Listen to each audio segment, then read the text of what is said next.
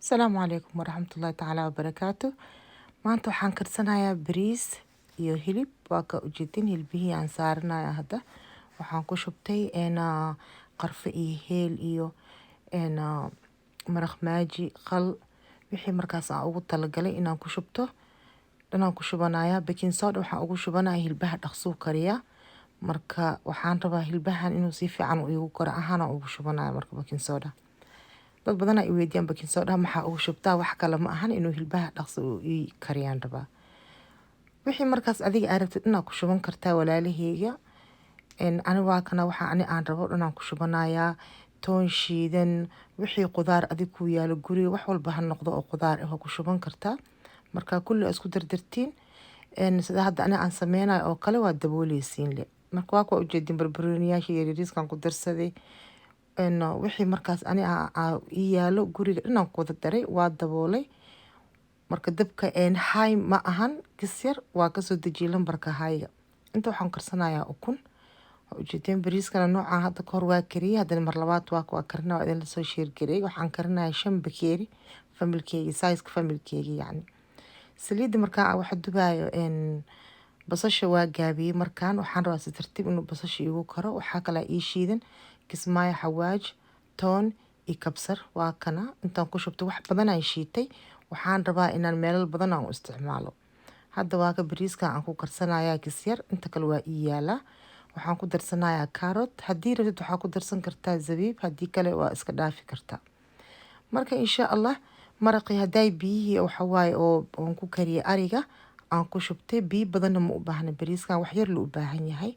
Maasha Allah waa kana bariiska waa rajiga aan ku shubay waa iska daboolaa markaas oo hadhow shaqani aan u guro. Xawaajiga isoo harwaa inta bataat yar yar ku jiro oo oo laba kalar ah ma laga fiiqo maqaarka marka. Intan qudaartan kale oo ii diyaarsan yaanyo iyo barbarooni iyo basal asigana xawaajigii hadday ii soo haray oo bariiska aan ku dirsanay aan rabaa inaan ku gadgadiyo aan ku dubo. Intan waxaan soo shiishay digirtii iyo basashii iyo bataatigii waay easy waay kan waa aragteen. Hilbahan waxaan ku soo gadgadiyay xawaajiga aan ku soo gadgadiyay maasha Allah iyo zacfaraan meel dheer aan ku soo shubay. Waa ka ujeedin saasoo noqonaa markaas sameeysa xawaajigii kale waa ka diray intaan ku qasanayaa. Waxaan rabaa inaan saliid ku dubto laazim ma maqaarka inaad ka fiiqdid saana lagu cuni karaa caadi waay. Marka walaalaheyga waxa waa shay marka aad tijaabinaysid oo kugu cusub yahay waxa leedahay soo noqon doona laakiin wallahi haddaa karsataan tijaabisa waxa waaye maasha Allah especially markuu marti ku soo socdo.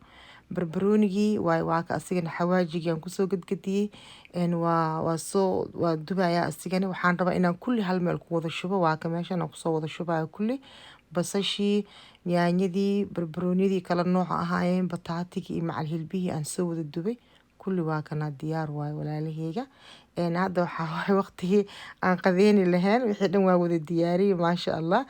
Caraftaan ku dhahay waxa idin dhihi la tijaabiyo idinkana insha Allah biidhnillah haddii aad ka heshaan insha Allah commentiga hoos igu soo qora iyo haddaa su'aal qabtaan maasha Allah laakiin waxa waa qada oo macaan badan waaye insha Allah markaa tijaabisaan aad arki doontaan mise aad dhamin doontaan soo u macaan badan yahay.